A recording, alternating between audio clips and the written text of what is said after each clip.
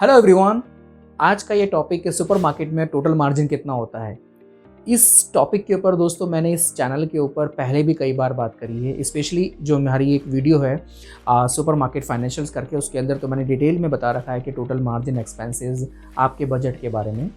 लेकिन आज इस पॉइंट को दोबारा से डिस्कस करना और मार्जिन की थोड़ा डिटेल में इंफॉर्मेशन देना शायद मुझे इसलिए ज़्यादा इंपॉर्टेंट लग रहा है कि अभी मेरे साथ एक पर्सनल ऐसा इंसिडेंट हुआ है कि एक पार्टिकुलर शख्स थे जिनका मेरे पास मैसेज आता है और वो ये कहते हैं कि एक कोई XYZ कंपनी है, मैं यहाँ नाम लेना उनका नहीं चाहूँगा, उन्होंने उस कंपनी की बेसिकली कोई फ्रेंचाइजी या कैसा एक टाई अप उनके बीच में हुआ और उस कंपनी ने उनको ये बेसिकली बोला था कि सुपरमार्केट के अंदर जो आपका मार्जिन होगा वो 25% 30% होगा।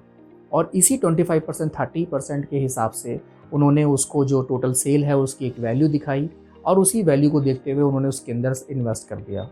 दोस्तों आज के टाइम पे मैं देख रहा हूँ कि ऐसे इंसिडेंट कुछ थोड़े ज़्यादा ही बढ़ते चले जा रहे हैं। लोग अपने ज़िंदगी की बेसिक कमाई जो है, जो पैसा है, वो बिज़नेस में लगाते हैं। अगर वो किसी के साथ टाई अप कर रहे हैं, कोई फ्रेंचाइजी के टर्म्स कंडीशन में जा रहे हैं, लेकिन एक इन्फॉर्मेशन की कमी होने की वजह से लोग बेसिकली एक जो सुहावने हैं, लुभावने वादे होते हैं, परसेंटेज की कुछ भी वैल्यू, इन्वेस्टमेंट की कुछ भी वैल्यू के हिसाब से लोग इसके अंदर फंसते चले जा रहे हैं और कहीं ना कहीं वो अपने पैसे को, अपनी एक पूरी ज़िंदगी को इस पूरे ट्रैप के अंदर फंसा रहे हैं। जब मेरे पास उन शख्स का फ़ोन आया तो उन्होंने अपनी बेसिक जो एक कहानी बताई, वो आम तौर से मैं जैसे कि सुनता रहता हूँ वैसे ही कहीं ना कहीं रिलेट उनकी भी थी कि जो भी पैसा था उन्होंने उस पार्टिकुलर चीज़ के ऊपर देख के लगा दिया और 25% 30% के मार्जिन के हिसाब से सोच के उन्होंने अपने बिज़नेस के अंदर स्टार्ट कर दी। आज कंडीशन ये है कि वो बिज़नेस 25% तो खैर बहुत दूर की बात है, लेकिन वो बिज़नेस सेल के मुकाबले में भी, मतलब मामले में भी नहीं चल पा रहा है। आप इस सब चीज़ों में ना फंसें। आप इन सब चीज़ों के अंदर अपने बिज़नेस को जब शुरू करने जा रहे हैं, इसकी इन्फॉर्मेशन आपके पास हो, इसलिए मैं आज इस वीडियो के अंदर इस टॉपिक के बारे में डिस्कस करना चाहता हूँ। दोस्तों सबसे पहले आपको ये समझना है कि एक सुपरमार्केट के अंदर जो आपकी प्रोडक्ट की रेंज होती है, आपकी सुपरमार्केट की साइज़ होता है, उसके ऊपर बहुत ज़्यादा डिपेंड करता है आपके ग्रॉस मार्जिन का। ग्रॉस मार्जिन और नेट मार्जिन आई होप कि आपको मालूम होगा, लेकिन फिर भी मैं एक बेसिक उसकी एक डेफिनेशन यहाँ बता देता हूँ एक नए लोगों के लिए। ग्रॉस मार्जिन सिंपल वो मार्जिन होता है कि जो आपकी टोटल सेल हुई है, उस सेल के ऊपर आपका कितना मार्जिन बचा। फॉर एग्जाम्पल आपकी सेल अगर 100 रुपये की हो रही है और उस 100 रुपये की सेल के ऊपर आपका 20 रुपये का मार्जिन है, जो ग्रॉस आपका मार्जिन आ रहा है, 80 रुपये का प्रोडक्ट है, 20 रुपये का है, तो वो आपका ग्रॉस मार्जिन हुआ। नेट मार्जिन क्या होता है कि आपने उस पार्टिकुलर प्रोडक्ट को बेचने के लिए, 80 रुपये के प्रोडक्ट को बेचने के लिए कितना अपने पास से खर्चा करा। आपकी एम्प्लॉय की कॉस्ट होती है, आपकी मैन पावर की कॉस्ट होती है, आपके अदर बहुत सारे खर्चे होते हैं। उन सारे खर्चों को जब हम ग्रॉस प्रॉफिट से निकालते हैं तो हमारा एक नेट मार्जिन बचता है। सो ये इन्फॉर्मेशन हमारे पास पहले बेसिक तौर पे क्लियर होना बहुत ज़्यादा ज़रूरी है। दोस्तों हमें ये मालूम होना चाहिए कि हमारी सुपरमार्केट में जो प्रोडक्ट होते हैं वो बहुत अलग अलग वैरायटी में, अलग अलग कैटेगरी में होते हैं। हमारा जो उनका मार्जिन है वो 8% 7% से स्टार्ट होता है और वो कहीं जाके 25% 30% 40% एक अलग प्रोडक्ट के अंदर वेरी करता है। अगर आपके सुपरमार्केट के अंदर अदर कैटेगरीज भी कुछ हैं या आप कुछ फूड का भी काम कर रहे हैं तो आपका उस पार्टिकुलर सेक्शन के अंदर जो मार्जिन है वो 50% 100% को भी टच करता है।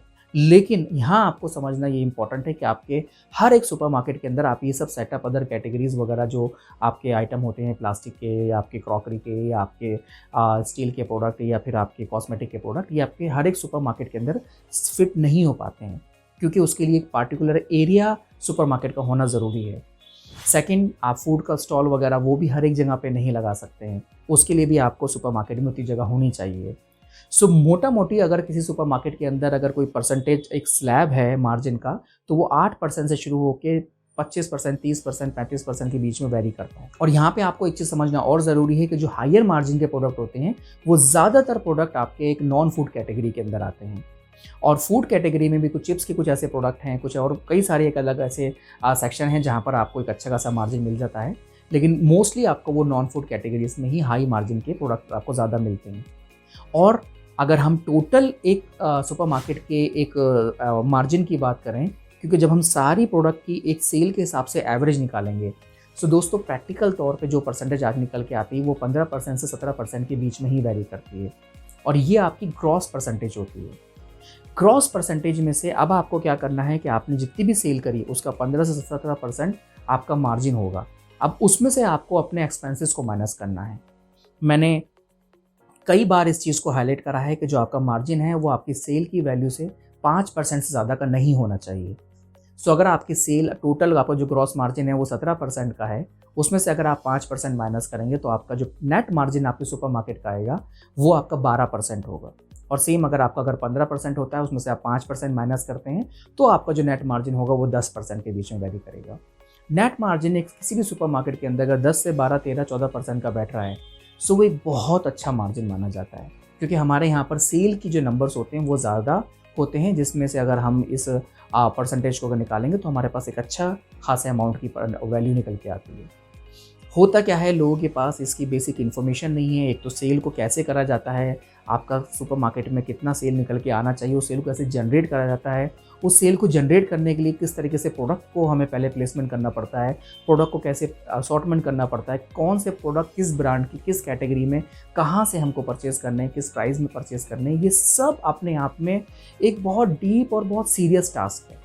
मैं आम तौर से देखता हूँ दोस्तों कि लोग इसकी इन्फॉर्मेशन ना होने की वजह से सिर्फ एक आस के चक्कर में, सिर्फ एक ऐसे एक अजम्पशन के साथ बिज़नेस के अंदर एंट्री करते हैं जहाँ पर उनको लगता है कि हमें मालूम है हर चीज़।